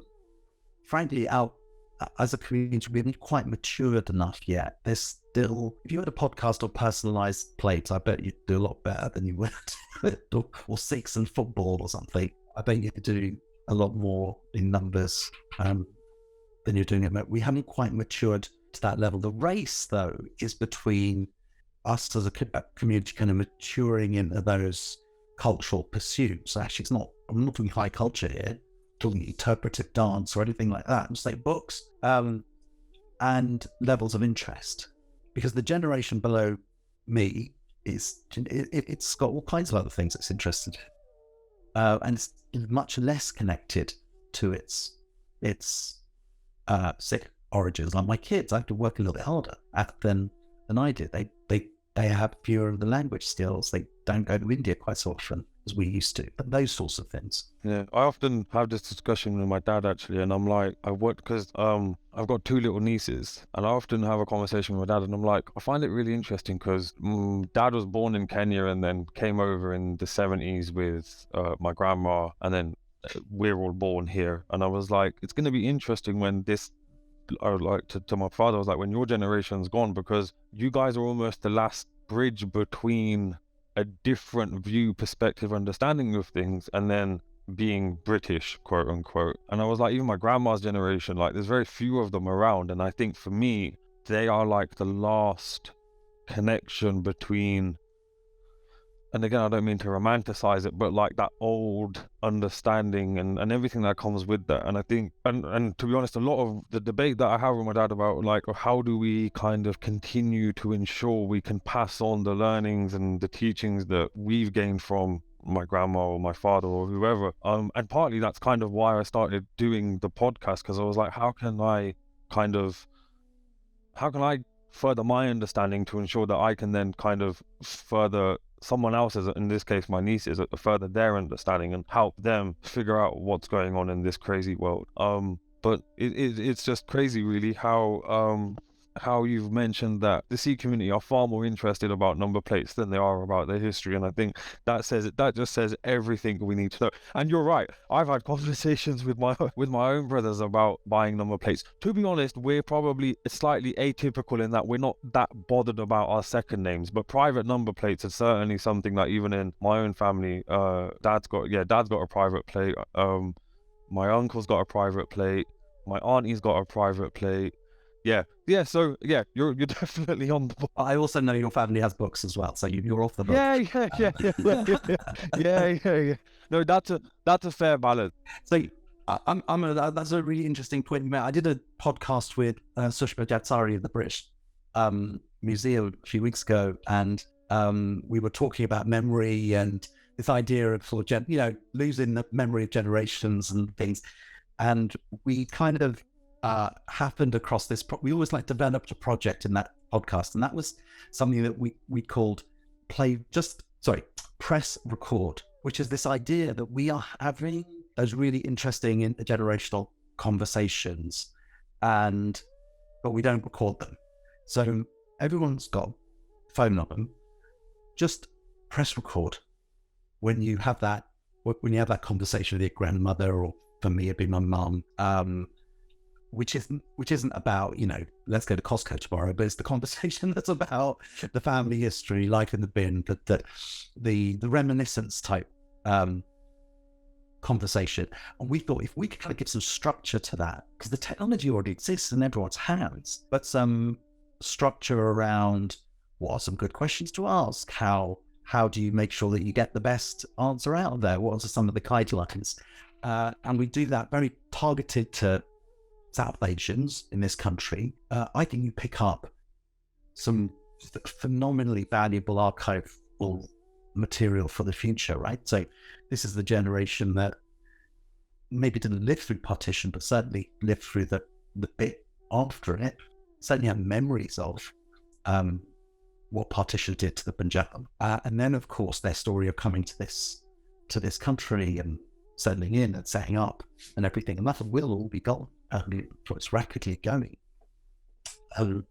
So I think that would be that's a really interesting project. I'm quite keen on just pushing social media to see if we can do something on that. No, it sounds brilliant, and I think it's a very modern and practical way of just ensuring we, to some extent, can preserve that memory and that understanding. I know for one thing, we requested my grandma to record her, when she does her nickname, just record the entire thing. And so just little things like that, like I think it's just a brilliant way of keeping a connection to that. I think that's brilliant, and I think just being able to spread that out as a practice, I think that would really benefit. The other thing I think, this is my very optimistic view, is that I think once in everyone's life, even the most sort of disconnected Sikh, right? I think once in their life they have a moment. It's usually when they have kids or when they go to university. It's like these life-changing moments, right? That they want to reconnect. They want to understand the heritage. They go, why am I here? Why am I here not pushing a plough in Punjab? Or why am I here? And I want my kids at least to have some appreciation. And it's like a little voyage of interest that goes on. And if you can feed, people like us can feed that with good content, whether it's, online or the books or whatever, I think you can kind of, you can feed it, and perhaps you can even nurture it, and you can turn it into something that's more than just like a fleeting interest. And I think that what the really positive thing is that there's just a lot of material around at the moment, things like your podcast, things starting to appear on YouTube in a professional manner. But I think they have to be done. Remember what you're doing when you're trying to get to people's eyeballs or into their ears is that you are competing with everything else that's trying to get on in front of them or get into their ears. So you've got to do this at the standard of the Netflixes and the BBCs of this world. That's really challenging, that resources. No, definitely.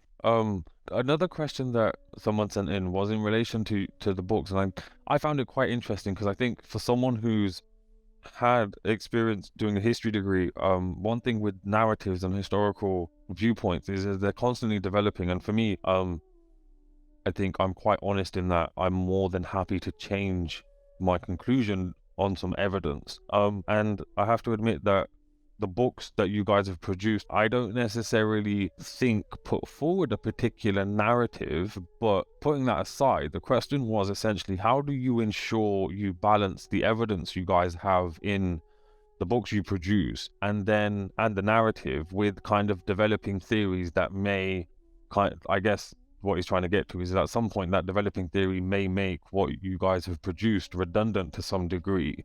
So how do you balance those two? Yeah, that's a really interesting question. And I think by narrative, he or she means sort of biases, right? Or your I think just kind of like the overall conclusion of the book. So I couldn't actually think of an example from the two, for argument's sake, that I quoted at the beginning of the podcast. But I guess it'd be like, I don't know, saying or I don't know, it'd be like saying Maharaja Ranjit Singh Ji is the perfect Sikh, for argument's sake, and then actually you go and read that he had alcohol so strong that the British called it the devil's breath, and you're like, well, how do those two fit together? Yeah, so again, it's going to sound really, if this sounds arrogant, I apologize. It's not to be arrogant, but it's like the search for authenticity has always been our kind of watchword, always real, always quote unquote true. But also really conscious that everyone has biases and everyone has like, some viewpoint that comes out, but we try really hard not to, right? And I think part of that is Parmjit and I are quite different in the way that we work. So Parm is, I take kind of a bit of an engineer's, bit of a Westerner's sort of viewpoint. I want to see evidence, right? I want to see something written down somewhere, something broadly contemporaneous. Otherwise, it can just be fairy stories. Parmjit takes a slightly different view about it. He values oral history much more, right? Particularly when it comes from good sources. I kind of slightly turn my nose up at that sort of stuff sometimes. I'll tell you a really lovely story, right? This goes back, I can't even remember, 10 years, 12 years ago, something like that.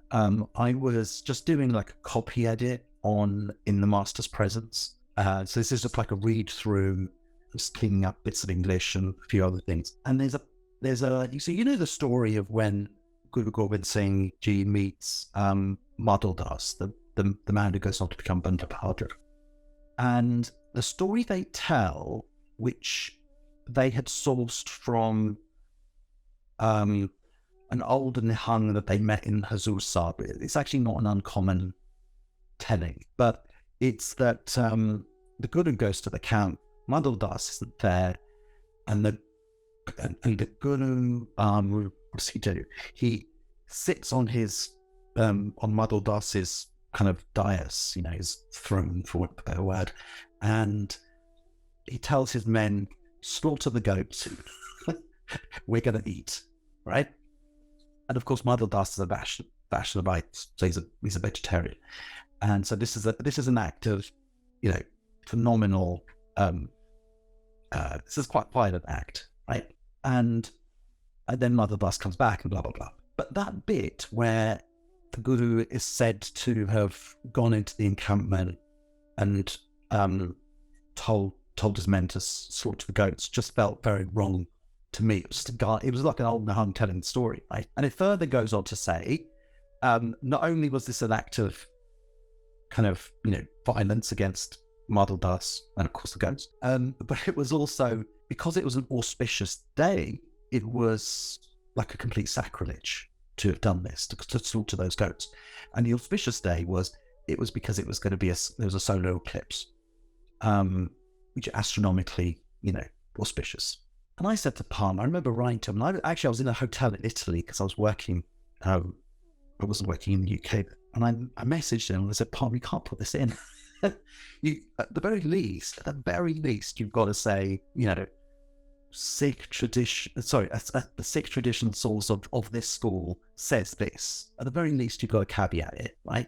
And then I went, but actually, if we can prove that a solar eclipse didn't happen, then you can kind of undermine this story completely. Because the solar eclipse would have to have happened in a very thin window of time, because we know exactly when the Guru arrived in Nanded, and we know when he died, and so it must have happened between those 2 months, and it had to be visible, obviously, from central India. And I said, if we could prove that in the year of 1708, then you can say whether this story's got any legs or not.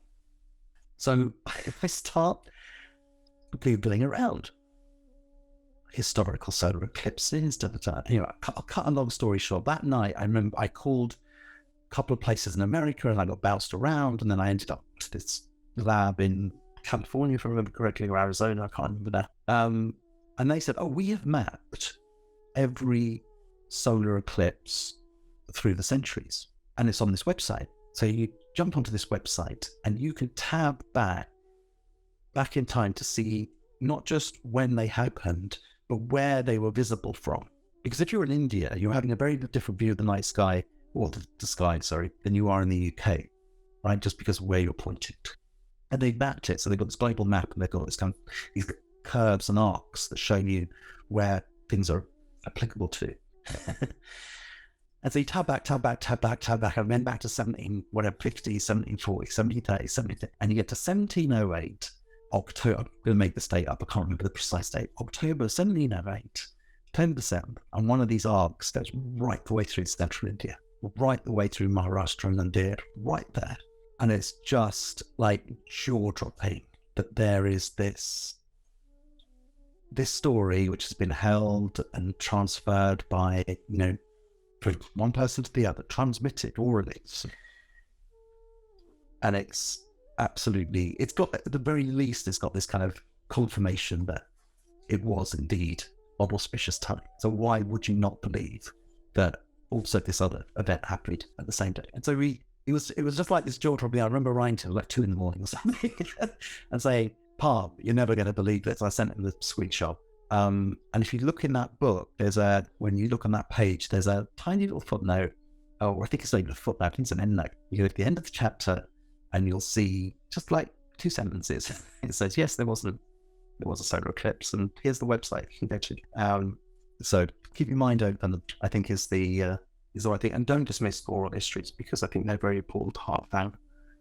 And the way that our heritage has been transmitted, the ones that you've got to pay particular attention to are those within communities like the Nihangs. I'm sure it happens with the Dasis and others as well, where there's a very strong, almost structured method of transmission of stories and heritage, because I think those prove time and time again to be,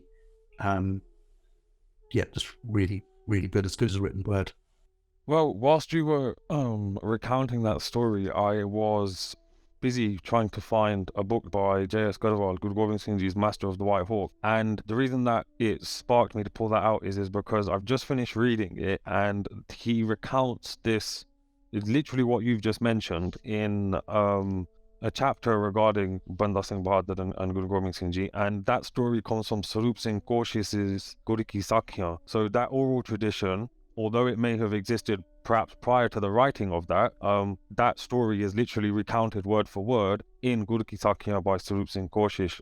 It says, Guru Gobind Singh Ji sat on Madhu Das's cot waiting for him to arrive. After midday, the cook, the Langari, asked what should be cooked. Maharaj replied, whatever is available in the dera. There was a deer, a goat, and its 2 kids. All 4 were slaughtered for the langar. So, yeah. And it also mentions that it was an auspicious day, and it being a solar eclipse, and I've just put in my side notes, science confirms this, and then a big arrow pointing towards the Madra podcast. So thank you for that, definitely. And also anyone listening to it, I just think that providing as much information as we can about whatever we're talking about just helps, because then people can go off and hopefully read it or find out a little bit more. But no, I think what I find really interesting is that you guys, and I think one thing that I really appreciate is that you guys take the oral tradition alongside with the written. And I think you're correct that we often, especially in the West, and it was something that I had a difficulty with during my history degree, because I had a lot of brilliant information coming from people that in my eyes were very reputable and respectable, but it was oral tradition. So it was quite difficult to almost, there is no way of footnoting that really. You're like, oh, so-and-so told me this. And that kind of obviously pushes you to a certain way whilst you're doing your degree, because to be honest, I just wanted to get my grade and jump through the hoops. Like, you're not really bothered about trying to change the system at that point, I don't think. But no, I really, I think, appreciate that. And I think one thing that I like is that it then creates that curiosity to be like, all right, well, I wonder where that came from. And often I think it's just like in the podcast when the Dad Singh, he was like, that is just how it's transmitted in certain cases. But I think in some cases it's really interesting, because you can then go and find, well, actually there's a similar recounting here or whatever. Okay, just then moving on, and I think this is probably the kind of the main topic, so to speak, although we've spoken about so much else, which has been brilliant. Which is, so beyond book and exhibitions, your research has obviously seen you influencing real world changes. And I think for me, the most recent one was in relation to the commemoration work regarding the First World War. So before we just carry on with any of that, I just wanted to give you the chance to just explain a little bit about what that is and what went into getting that statement out there and everything that went with it. Yeah, thanks for that, Ahmed. It's so about over a year ago, maybe 2 years ago now, the Commonwealth War Graves Commission, it's probably an organisation most people don't really know, but they were set up after the First World War, and the intent was that they would commemorate every single man that died in the First World War, who came from the Commonwealth, so who fought on the side of the sort of Allied or the European powers. So obviously British soldiers, and if you go to any war memorial in the country, that's a Commonwealth War Graves Commission monument. So I think even the cenotaph is considered a Commonwealth War Graves Commission monument, but also the Monte Cassino Cemetery, for example, in Italy, or all of those military cemeteries in northern France and Belgium.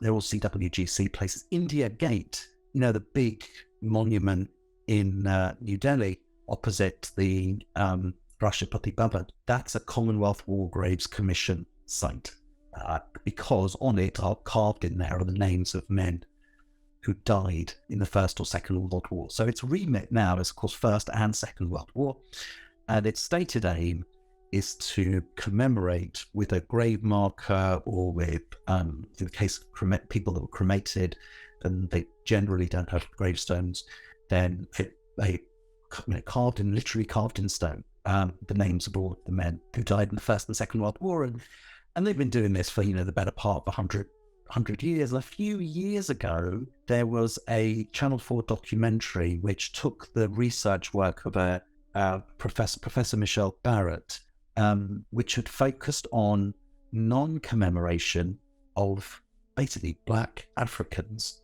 who had served in the Africa Corps, so the equivalent of like the Indian Army, but in parts of East Africa, and had died, and they were not commemorated. And the reasons that they were not commemorated was largely because of racism. Frankly, they just weren't seen as being as valuable lives as the white people that commanded them or served alongside them. And it doesn't take a genius to figure out that if you wind back the clock 100 years ago, those attitudes were fairly pervasive, and those attitudes now, of course, are completely unacceptable. So there was a documentary, actually it was directed by a Punjabi guy, John Dior, and it featured David Lammy did the fronting of it. And what it did was it brought to light this kind of academic research, and ultimately led, it took a little while, but it ultimately led to the Commonwealth War Graves Commission saying, all right, fair enough, let's have a proper global look at whether there's more of this that went on, the scale of it, and then what we should do about it. So a couple of years ago, they asked me to join this special committee with about 10 or 15 other people to do an initial kind of bit of research into, is this just confined to those instances in Africa in the First World War, or is it broader than that? And then, is it really to do with notions of racism, or were they just practical issues, etc.? So the committee worked for about a year. There's some great historians from the Commonwealth War Graves Commission doing much of the work. Then I really picked up the Indian Army as a case study and looked at this phenomenal archive that I've been working on with others over the last 4 or 5 years to see if we could try to build a picture of what happened in India as well. And I think the conclusions of that are fairly clear because they're out in the public domain now. But a couple of, about a month ago now, we published that report, and the report stated that yes, indeed, there were many tens of thousands of names missing.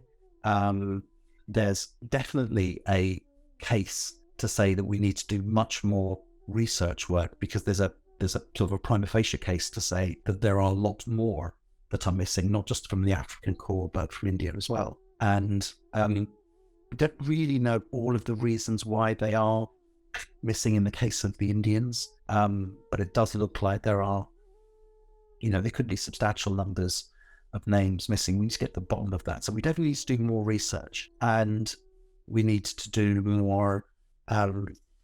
We need to make sure that the commission is kind of ready to accept that it's got to do. It's got to sort of expand its work to include any of those missing names, and then it's got to properly commemorate. It's got to do the thing that it set out to do 100 years ago, which is to commemorate those men. Now, at any time, that's a sensitive conclusion to come to, but it's particularly sensitive because now you can't seem to open a newspaper without some kind of culture war going on, and particularly anything that has empire associated with it seems to put the public into two camps. One camp which is seen as being kind of lefty and woke, it's a horrible term, and then the other camp which is kind of standing up for British values, and it's just a stupid, uninformed debate. But this, what I'm particularly pleased about is that this particular report was, previewed to government, previewed to obviously the commission, and actually they took a really sensible and the right approach to it, which was they accepted all of the findings, every single one, all of the recommendations, every single one, and they actually even went further, which I was really surprised about, which was that the Defence Secretary of the UK made a public apology for the fact that they had been missed, and a commitment to correcting that, which is frankly all you can ask for at this stage. Now another piece of work starts, of course, where we've got to do a little bit more work on the research, which is pretty difficult. But as I said, I've got this phenomenal archive that I've been working on, which would certainly help with the Punjab picture for the First World War. So yeah, it's been an amazing thing to be part of, and unfortunately it's been received in a really mature way. I think the work that you're doing, we all really appreciate it from the books and the exhibitions, but tend to see your influence in a real world kind of situation like that, I think is really empowering. But just continuing, and this is probably the last, and I would probably argue the most controversial question that I got asked to put forward to you, and it got sent in quite a lot, and I think it exemplifies what you just said about this kind of cultural war, which is everyone wanted me to ask, how do you balance out having an OBE, considering all of the research and everything that you know, and then accepting that? But for some people, it's almost like the empire is bad, therefore having an OBE is bad. Now, what would your response be to that? A lot of people kind of point to the example of Benjamin Zephaniah when he was put up for getting an order of the empire, and he said no, and kind of the poem that he released in response. But what would your response be to that? Yeah, so I've had this question a few times, and I've got immense respect for people that turn down a national honor for that reasons. I'm not trying to engage with their reasons are less superior to my reasons or anything like that, and that'd be wrong. So for me, to be honest, I didn't even think twice when I got offered it. I didn't have any kind of internal agony around it, and I think actually some of that is best articulated if you've been able to read Sutherland's book Empireland, because the framing of empire as either good or either bad is silly. It's really silly. And because 99% of the people listening to this will be thinking, if you are engaging in that way, will be thinking empire bad, is just read the people that say empire good, and you'll realize how jaundiced that particular view is, right? So the Nigel Biggers of this world, or was that silly book by Jacob Rees-Mogg?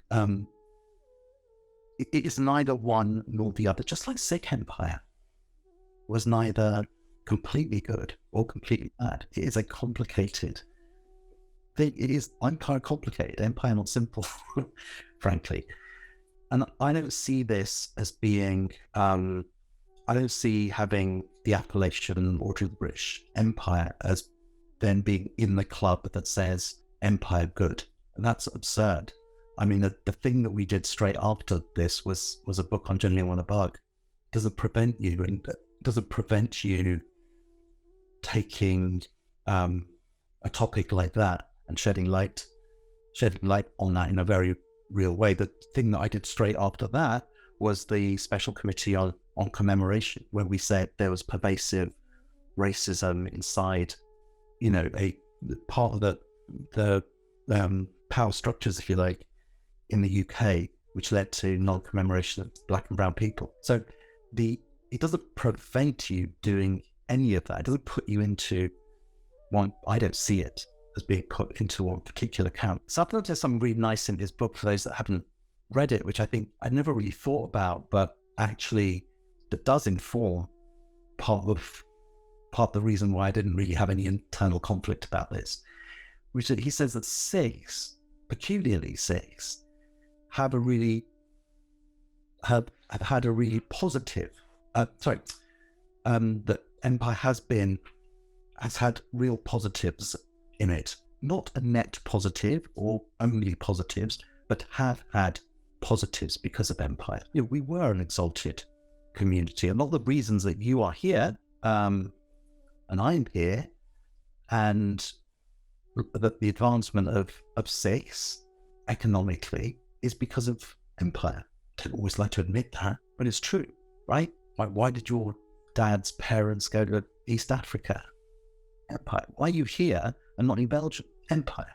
Why are you here and not in Punjab? Empire. Why are we seen as being, why are news stories about Sicques never framed in the way that news stories about Muslims are? Empire. Even this the Gabon debate in Australia at the moment, you can see the commentary being, oh, this is a tough one. We've got young kids with knives going into schools, but actually they're the all right ones, right?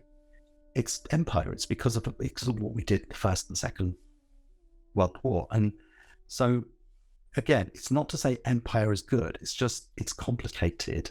And there are things that happened which were unspeakably awful, not least of which but also just the way that our faith has changed, right? Empire had a real impact on the Christianization of Punjab, and that and Christianization of Sikh thinking has meant we almost find native Sikh traditions foreign now. That's also Empire as well. Having an OBE doesn't mean that you condone one part of it and condemn the other, or that you're completely positive about the impacts of the British Empire at all. The other thing, once I joked, somebody asked me this question and I sort of joked, oh, if I didn't accept it, my mum would kill me. Ha ha ha. And actually I thought about that on the tube home, and I thought, yeah, actually that's true. And not that she would kill me, but that what a moment, eh? What a moment that my mum and dad, who came here in the 60s, as the same, and treated in very much the same way that sometimes, I don't know, more recent immigrants like Somalis or whatever are treated nowadays. They were teachers in India, but they came here and they became factory workers and ripped off when they were trying to buy their mortgages, and really struggled, lived in hostile neighborhoods, couldn't do the things with their kids that they wanted to do. What a moment there, because I took my mum to the thing, the bit when they pin you on. But what a moment when we drove through the gates of Buckingham Palace. Just for that, I'd take it, because it gave her a real feeling that of not even belonging, but just that the state isn't hostile.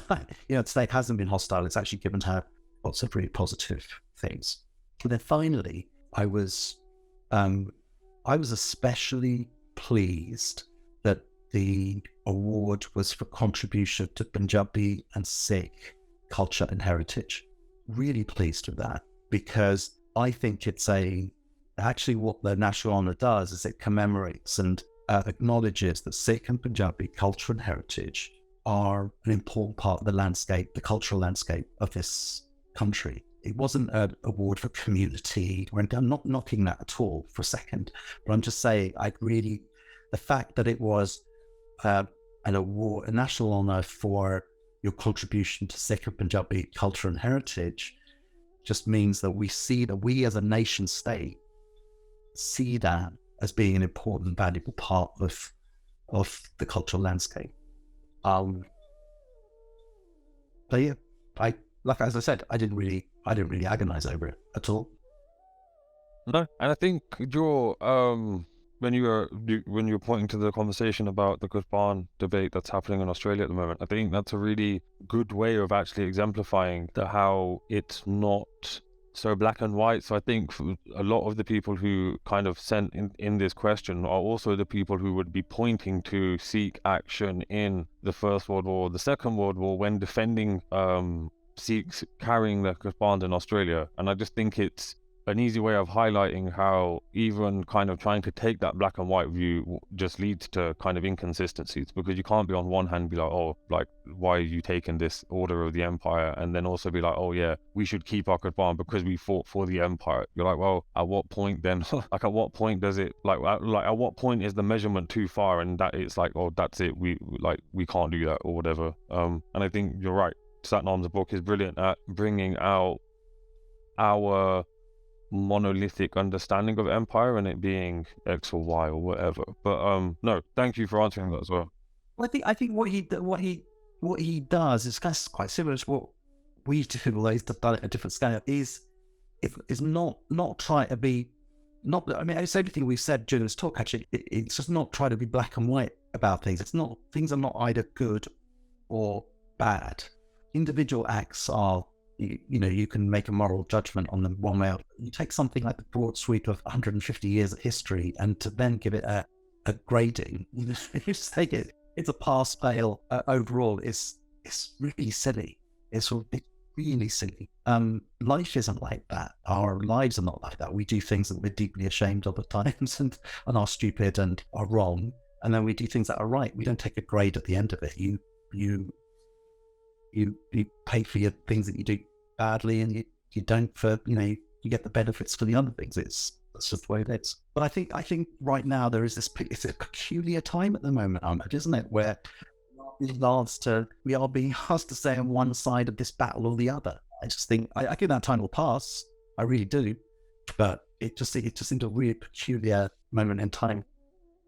No, definitely. There's one last question that I've got, and this is just a completely personal one because I remember my dad bought me Sicques, Tigers and Thieves. I think it was probably the first. So I was kind of fortunate enough to grow up in a household where people like Surinder Singh Kohli were close friends with dad, or people like Arvind Manded were close friends, or people even like yourselves knew one another. And I think I was exposed, and at the time I had no idea. So I remember going to Surinder Singh Kohli's house, and I just thought he was just Uncle G, and we'd go and see him quite a lot. And only now, kind of growing up, when I'm reading through some of his books and it's like, oh, signed to my dad, and I'm like, what is going on here? That I realized kind of the weight of some of these people. But Sicques, Tigers and Thieves really made an impression on me because the Jesuit account of Guru Arjan Dev Ji Shahidi just blew me out of the water. And like you can tell, because I can still tell you about it however many years, 10, 15 years after, or however long it's been since I had the opportunity to read it. Now, and again, this is a question that I get asked, and I'm sure you get asked it all the time, is what other contemporary sources are you aware of in relation to the history of the Gurus? Because I think for me, that was one thing where I went, okay, and I don't mean to say our history isn't real, but in the sense of like when you're at school, you learn so when I was at primary school, we learned about the Romans and the Greeks and all of these ancient civilizations, and it was taught to you in a way where it was almost like they are just people living at a different time. Like it wasn't like, as you said earlier on during the podcast, it's not a fairy tale. And I think a lot of what you're told almost feels, when you're growing up, almost feels like these are fables or these are stories. And I know a lot of them have kind of originated from somewhere and then developed over time, if they've got passed on or they've got kind of sanitized to fit whatever. But reading that Jesuit account was just awesome because it kind of solidified, all right, this is a real history. And it's not just a real history because we say it is, actually other people were there to account for it. So are you aware of any other contemporary sources? Are there any other kind of ones that you'd be like, this is where you should go to have a look or whatever? So yeah, Sicques, Tigers or Thieves was an attempt to try to put them all together as best we could, right? Of that which we had around us. Actually, can I just go back on that point about your dad and then you kind of growing up? So I think I've mentioned this to you before, but I have a memory of being invited to a meeting where I can't remember what we discussed, but it was me, Parmjit, your dad, Amandeep Madra, who's now professor of Sicques studies in North America somewhere, Vrinder Kaura, who's in Manchester, Warwick, sorry, now, Binder Bogle, who's a professor of Sicques studies. And what a moment, eh? I wish I'd taken a picture of that day, because we had this great conversation. We sorted things out. We were going to march on and do all sorts of things. I don't know what happened after that, but there was this kind of interesting meeting point that your dad and those people were trying to set up. Sicques, Tigers or Thieves is a book that attempts to pull together all of the European accounts as best we could for that often hidden period of history. And we were inspired by it because I think it was Bhagwan Singh's book. I might get this wrong, but I think it was Bhagwan Singh's book on a history of the Sicques that deals with the missile period in about 9 pages. And he basically kind of went, the Guru died, and then Maharaja Ranjit Singh pops up, and there's this like whole century, this really pivotal century, which he's not able to do much with, and that's because the source material isn't around. So we tried to gather all of the accounts that we could, and so the earliest one is exactly the one you mentioned, the Jesuit account, the letter written by a Jesuit missionary who's he's kind of attached to the court, Jahangir, and he witnesses or is around when the martyrdom of the 5th Guru takes place. And actually it differs fairly substantially from what is now traditional Sikh telling of that story. And that's I think the opening account, and then it goes all the way up to Malcolm's Sketch of the Six. I think it stops around that. I think actually the title of it, because people often think it's about, thieves or Sicques or something, is from George Foster's account, which I think is like 1801 or something. So George Foster's one of those, he sort of calls himself a traveller, but he's not really a traveller, he's really a spy. He's kind of trying to understand the Punjab a little bit better. He makes it through, he's diarying himself, or he's writing, it's chronically what he sees all the way through this thing. And when he's in the Sikh territory, he is feeling under real personal threat. He sits out with a sore thumb. I think he's disguised as a Turkish horse trader or something, but I think they're probably seen through the disguise. So when he exits Sikh territory to relative peace, he writes in his chronicles, "Unhurt by Sikhs, tigers or thieves, I arrived safely in Nurpur," I think it is. And it's lovely. It's like there's this moment when often Sikhs feel like we're almost at our weakest because it's between the Gurus and Ranjit Singh, but actually we're fiercely independent and part of grabbing power in the Punjab just as the Mughal power is kind of crashing away. So, but to answer your question, I don't know of any other than those that we've published, but also J.S. Gadiwal's excellent book, Sikh History from Persian Sources, and I'm just trying to wrap my brain to think how many of those are contemporary, and I don't think too many of them are. Then of course there's Bajita Nardak, which is the 10th Guru's writings, which includes poetically a description of what happened to his father. And I think one of the most interesting things that's happening at the moment is that a lot of that material that's written in Braj Bhasha or Hindi or Punjabi or Persian is not just being translated, because of course J.S. Gadiwal had a shot at translating it, but it's not just being translated, it's being interpreted. And what Javana's doing with Guru Pratap, Suraj Prakash, Granth, he isn't just translating it, but he's explaining what those things mean, because you need total cultural awareness of the languages that wrote in, the other things that would have been around, and at the time the initial would be around, and he's interpreted that. And I think what he's doing with Mangala Jana, and that his kind of project to take a lot of these old texts like Suraj Prakash or Prakash or any of those kind of Persian accounts, I think if that is supported and resources are in there, then I think that will bring forth all kinds of findings that we didn't have before, because so much, it's not just about translation, it's not just about turning a foreign word into an English word. For people like me and you that perhaps don't have the language skills that he does, it's also about explaining why they wrote what they wrote. There's some great papers on Zafarnama, for example, by Lou Finette, where he's taken the Zafarnama and Shahnameh and putting them together, and then you completely understand then what the 10th Guru is writing about. Because if you just read it in English, it sort of makes sense, but it's also a little bit flowery. But when you realize that the 10th Guru has a detailed understanding of the Persian text Shahnameh and Zafarnama, it blows open the whole letter in a very different way. And Lou is actually closing our 2021 book club with that particular talk. So I'm really looking forward to that.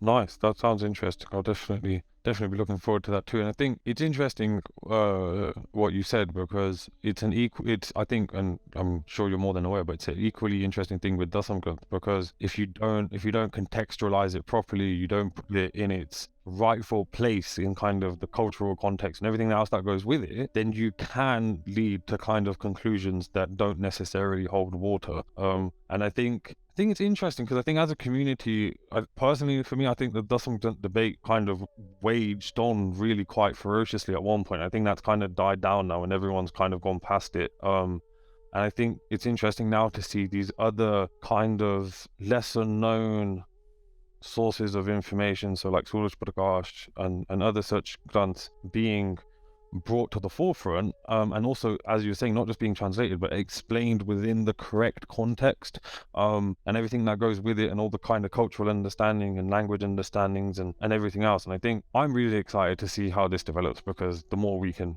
understand and the more we know, the better. But it's also just interesting to kind of look at that roadmap and kind of see how we're developing as a community and our understandings kind of progressing alongside that. You mentioned Dasamgranth at the beginning of that.